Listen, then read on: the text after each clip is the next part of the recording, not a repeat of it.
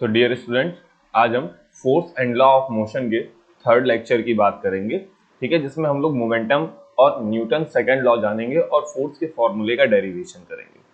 इससे previous classes में हम लोगों ने इनर्शिया के बारे में देखा, that is the first law, और उसके एप्लीकेशंस के बारे में देखा। तो आइए आज हम बात करते हैं मोमेंटम के बारे में, जिसमें हम बात करेंगे फिर न्यूटन के सेकंड लॉ के बारे में। तो आइए देखते हैं क्या चीजें होती हैं, किस तरीके से हम लोग इसको करते हैं। तो अगर मैं बात करता हूँ सिंपली मोमेंटम की, तो व्हाट इज मोमेंटम। तो मोमेंटम जो होता है बेटा, किसी भी बॉडी के लिए मोमेंटम जो होता है वो उस बॉडी के मास और उसमें वेलोसिटी के प्रोडक्ट के इक्वल होता है। तो क्या कह रहा है, the momentum of a body is defined as the product of its mass and the velocity. तो जनरली हम मोमेंटम, कोई भी बॉडी का मोमेंटम अगर निकालना है तो उस बॉडी का मास और उसमें जो वेलोसिटी आती है, इन दोनों का प्रोडक्ट अगर हम निकालते हैं तो हमें मिलता है मोमेंटम। मोमेंटम का साइन होता है बेटा, मोमेंटम को किस लेटर से डिनोट करते हैं, that is small p, mass is small m and the velocity is v, that is the momentum. अब मोमेंटम की जो SI यूनिट होती है, देखिएगा इसकी जो SI यूनिट होती है क्या होती है, मास की SI यूनिट किलोग्राम और वेलोसिटी की metre per second. So kilogram metre per second is the SI unit of momentum. ठीक है, तो यहां दिया है SI unit is kilogram metre per second. It is a vector quantity. क्यों वेक्टर क्वांटिटी है, क्योंकि वेलोसिटी वेक्टर है, इसलिए मोमेंटम भी वेक्टर होगा। ठीक है, तो यानी कि कोई भी बॉडी अगर मोशन कर रही है, देखिएगा अगर कोई भी बॉडी मोशन कर रही है तो उसके पास वेलोसिटी जरूर होगी। इसका मतलब हर एक बॉडी, यानी कि हर एक मोशन करने वाली बॉडी मोमेंटम में जरूर होगी, उसके पास मोमेंटम एक जरूर ही होगा। क्योंकि बॉडी के पास अगर वेलोसिटी है, मास तो अपने मन से ही होगा, वेलोसिटी है तो उसके पास एक मोमेंटम जरूर होगा। ठीक है बेटा, देखिएगा यहाँ क्या लिखा है, the every body possesses momentum, यानी कि momentum is considered to be a measure of the quantity of motion of a moving body. यानी कि कोई भी बॉडी अगर मोशन कर रही है तो हम लोग उसके रिस्पेक्ट में अगर मोमेंटम को कहेंगे तो हम लोग कह सकते हैं momentum is considered to be measure of the, यानी कि मोमेंटम किसी भी मोशन करने वाली बॉडी में मोशन को मेजर करता है। एक तरीके से momentum is considered to be measure of the quantity of motion of a moving body. Is that clear. अब मोमेंटम का एग्जांपल क्या होता है, अब देखिएगा मैं जनरली एक मोमेंटम को एक बार फिर से समझाता हूं। मोमेंटम के लिए हम लोगों ने लिखा मास इनटू वेलोसिटी, यानी कि मोमेंटम जो होता है वो मास के डायरेक्टली प्रोपोर्शनल होता है। Momentum is directly proportional to the mass and momentum is also directly proportional to the velocity of the body. तो अगर बॉडी की मास या बॉडी की वेलोसिटी बहुत ज्यादा होगी तो क्या होगा बेटा, हमें ज्यादा मोमेंटम मिलेगा। अगर मास कम है तो हमारे पास ज्यादा वेलोसिटी हो, तब हम ज्यादा मोमेंटम गेन कर सकते हैं। अगर हमारे पास वेलोसिटी कम है तो हमारे पास मास ज्यादा हो तो हम ज्यादा मोमेंटम गेन कर सकते हैं। तो ये ज्यादा मैक्सिमम मोमेंटम गेन करने के लिए किस तरीके का एप्लीकेशंस होता है, कुछ इसके कॉमन डेली बेसिस के हमारे पास एग्जांपल्स होते हैं। आइए उन एग्जांपल्स को डिस्क्राइब करते हुए समझने की कोशिश करते हैं। ठीक है, सबसे पहला एग्जांपल बेटा यहां दे रहा है, a karate player break a pile of tiles with a single blow of his hand. तुमने देखा होगा कि नॉर्मली कराटे प्लेयर जो होते हैं वो पाइल्स, यानी कि जो टाइल्स की पाइल्स होती है उसको आराम से ब्रेक कर देते हैं। तुमने देखा होगा आइस ब्रेक्स होते हैं, बड़े बड़े आइस ब्रेक होते हैं, उस पर वो एक पंच से उसको ब्रेक करते हैं। कैसे ब्रेक करते हैं, क्या उनके हाथों में इतनी ताकत होती है? नहीं, उनके हाथों में बहुत ज्यादा एक अनबिलीवेबल फोर्स तो नहीं लगा पाते, वो एक नॉर्मल फोर्स ही लगाते हैं, बट वो अपने हाथ को इतने फास्ट मूव करते हैं, यानी कि उनके पास एक मैक्सिमम वेलोसिटी भी आती है। सिर्फ फोर्स का कॉज नहीं होता है बेटा, वहां फोर्स के साथ साथ एक वेलोसिटी भी होती है, जो कि एक फोर्स यानी कि एक मैक्सिमम इंपैक्ट डालती है उन ब्लॉक्स पर।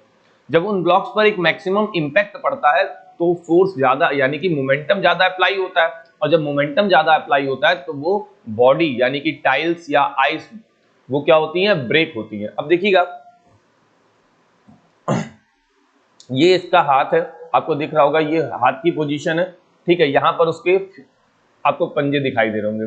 तो इस हाथ की पोजीशन पे होता क्या है कि ये बहुत ऊपर से लाता है, ठीक है, और एक मैक्सिमम वेलोसिटी गेन करने की कोशिश करता है। तो जब ये एक मैक्सिमम वेलोसिटी गेन करने की कोशिश करता है तो इसके पास एक मास तो है ही, मास के साथ साथ ये मैक्सिमम वेलोसिटी गेन करने की कोशिश करता है।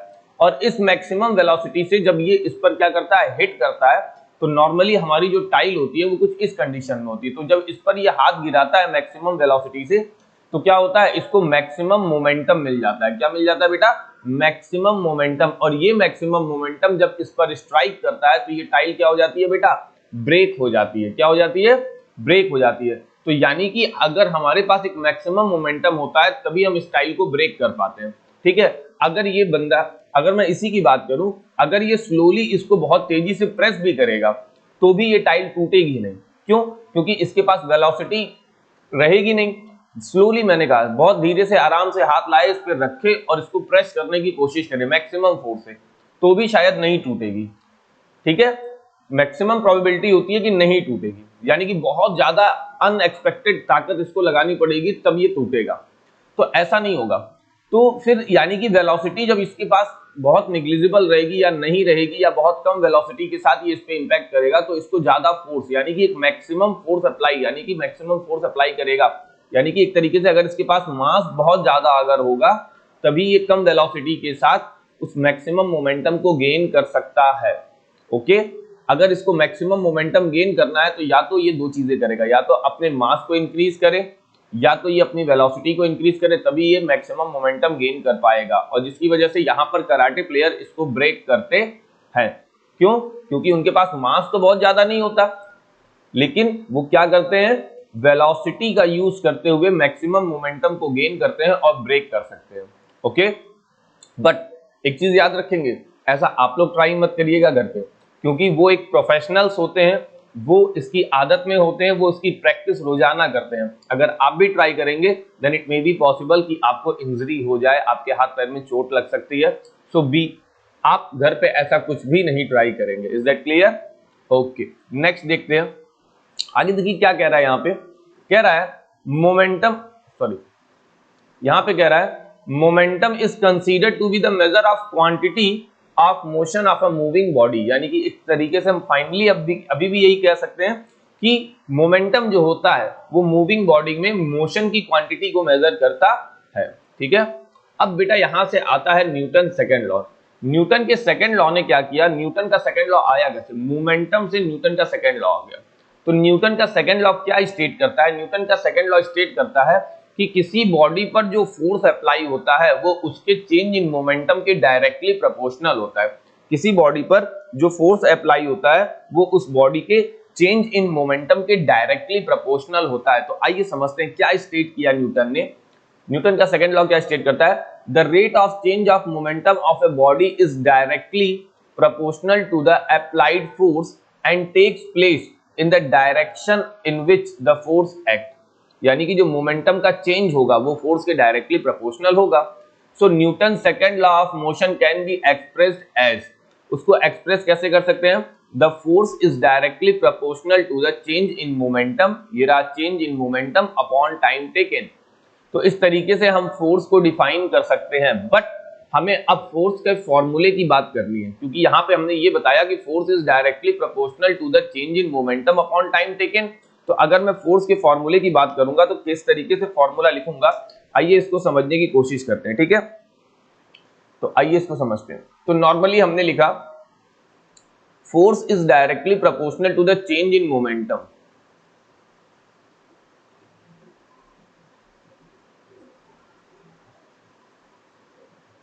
Upon time taken. बेटा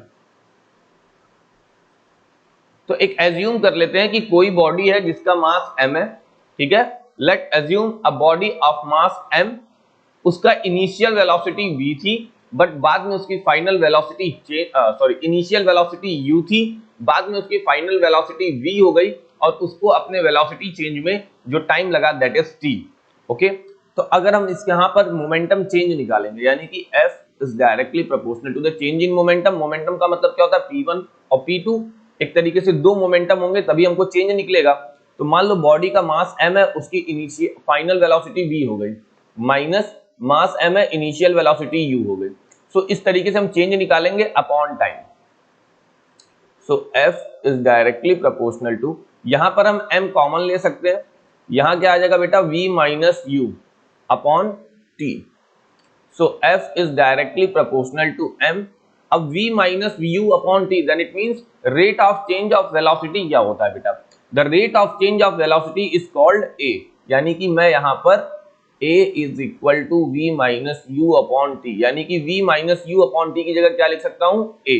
तो हमारे पास force is directly proportional to M into A तो आ गया, बट अभी फॉर्मूला नहीं आया। अब हम यहाँ पे एक कांस्टेंट टर्म लेते हैं, क्या लेते हैं बेटा, एक कांस्टेंट टर्म जो कि K डिफाइन होगा, यानी कि F is equal to K into MA। यहाँ पर K की वैल्यू हमारी कंसीडर्ड हमेशा क्या होती है बेटा, 1 होती है।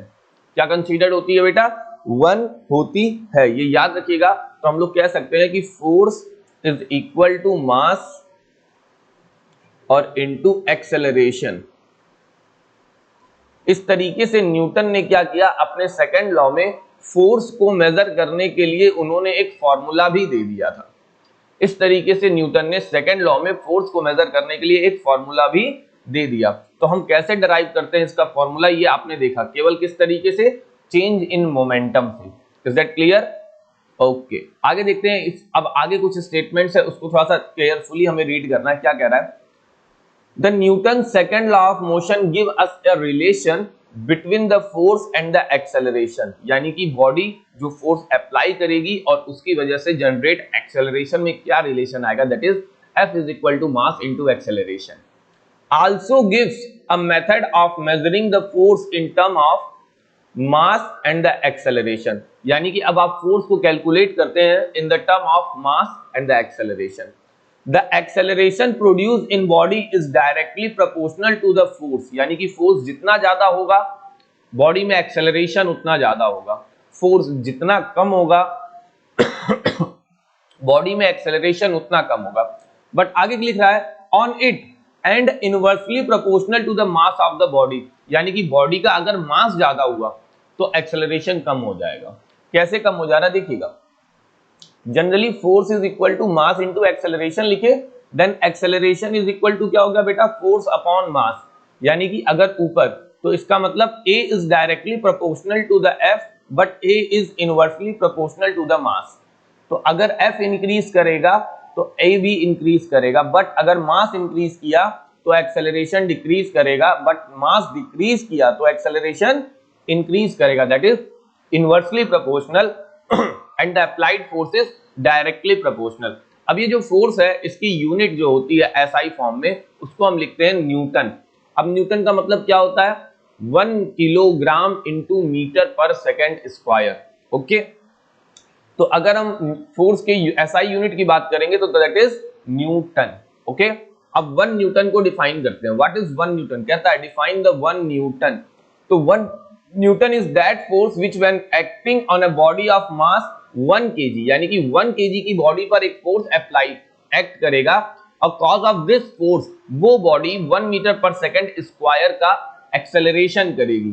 ठीक है, 1 Newton is that force which when acting on a body of mass 1 kg produces an acceleration of 1 meter per second square on it, that is the first 1 Newton. तो आप 1 न्यूटन को इस तरीके से डिफाइन करेंगे। ओके, अच्छा, Newton की एक एसआई यूनिट भी होती है, न्यूटन तो ऑलरेडी एसआई यूनिट है, इसकी सीजीएस यूनिट क्या होती है फोर्स की, फोर्स की जो एसआई यूनिट होती है वो होती है Newton, that is SI unit, और इसकी सीजीएस यूनिट होती है बेटा डाइन। क्या होती है, डाइन सीजीएस यूनिट होती है, ये याद रखिएगा, डाइन। ओके, नेक्स्ट आगे देखते हैं।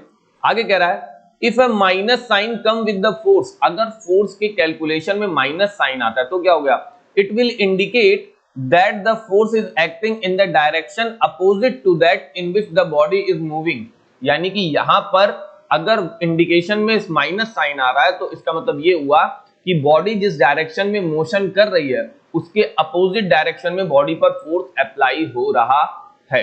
आइए थोड़ा सा इसको समझते हैं, इसके कहने का मतलब क्या है भाई। तो देखिएगा, मान लीजिए ये एक सरफेस है, सरफेस के ऊपर कोई ऑब्जेक्ट रखा है और इस ऑब्जेक्ट पर मैंने इस डायरेक्शन में फोर्स लगाया, तो बॉडी इस डायरेक्शन में मोशन कर रही है, तो बाई फोर्स की डायरेक्शन में बॉडी मोशन कर रही है, तब तो यहाँ निगेटिव नहीं आएगा। लेकिन अब थोड़ा सा ध्यान से और केयरफुली देखिएगा, होगा क्या, इन दोनों सरफेस के बीच में जहां ये दोनों सरफेस टच करेंगे यहां पर एक फ्रिक्शन फोर्स लगेगा, अब वो भी बॉडी के मोशन के अपोजिट डायरेक्शन में। तो हमारा अप्लाइड फोर्स तो पॉजिटिव होगा, बट यहां पर जो फ्रिक्शन फोर्स जनरेट हो रहा है जो कि बॉडी के मोशन के अपोजिट डायरेक्शन में लग रहा है, ये निगेटिव आ जाएगा। ये क्या होगा बेटा? निगेटिव। यानी कि बॉडी के मोशन के अपोजिट डायरेक्शन में अगर कोई फोर्स अप्लाई होता है तो वो निगेटिव साइन के साथ आता है। Is that clear? गुड। अब हम न्यूटन सेकंड लॉ के एप्लीकेशंस की बात करेंगे। इसके क्या क्या एप्लीकेशंस है इसको समझते हैं। इसका पहला application catching a cricket ball. तो सेकंड लॉ के एप्लीकेशन में हम लोग मोमेंटम्स को ही समझेंगे, उसको डिफाइन करेंगे और उसको कंजर्व करेंगे एक तरीके से। तो कैचिंग ए बॉल, तो जब भी कोई क्रिकेट प्लेयर बॉल को कैच करता है, आपने ध्यान दिया होगा कि वो अपने हाथ को जब कैच करता है तो थोड़ा सा पीछे की डायरेक्शन में लाता है। ऐसा क्यों करता है? क्योंकि उसे बॉल के मोमेंटम को चेंज करना होता है। क्योंकि अगर वो बॉल के मोमेंटम को चेंज नहीं करेगा तो बॉल उसके हाथ में चोट लगा सकती है, हो सकता है कि वो कैच मिस कर दे। ठीक है, इसलिए वो बॉल के मोमेंटम को चेंज करने के लिए हैंड को पीछे लाता है, जिससे वो इजीली बॉल को कैच करे और उसे चोट भी ना लगे। कह रहा है a cricket player moves his hand backward on catching a fast cricket ball to reduce the momentum of the ball. अब देखिएगा फिगर में मैं समझाता हूं आपको। मान लीजिए ये बॉल है ये बॉल दूर से आ रही है, मान लीजिए हाई कैचेस आते हैं, लॉन्ग कैचेस आते हैं, बहुत ही फास्ट कैचेस आते हैं। तो क्रिकेट प्लेयर क्या करता है? पहले तो अपने हाथ को आगे की तरफ बढ़ाता है और जैसे ही वो बॉल को पिक करने वाला होता है, वो बॉल की वेलोसिटी की डायरेक्शन में क्या करता है? अपने हैंड को पीछे की तरफ ले जाता है, हल्का सा मोशन जरूर करता है। ऐसा क्यों करता है? ताकि वो बॉल में, अब बॉल का एक मास होगा, ठीक है, इसके पास एक वेलोसिटी भी है जो कि अच्छी खासी वेलोसिटी है, तो इसके पास मोमेंटम क्या होगा बेटा? अच्छा खासा मोमेंटम होगा। अगर ये इस मोमेंटम से इसके हाथ पर टकराएगा, अगर मान लो ये अपना हाथ पीछे ना ले जाए, एकदम फिक्स किया रहे, तो क्या होगा? एक तो इसके हाथ पे चोट ज्यादा आएगी क्योंकि मोमेंटम ज्यादा होगा। दूसरी चीज, हो सकता है कि ये बॉल तुरंत उसके हैंड से स्ट्राइक होके बाउंस बैक हो जाए और वो कैच ही ना ले पाए। तो दोनों होगा, वो कैच भी नहीं ले पाएगा सही से और उसे चोट अलग लगेगी।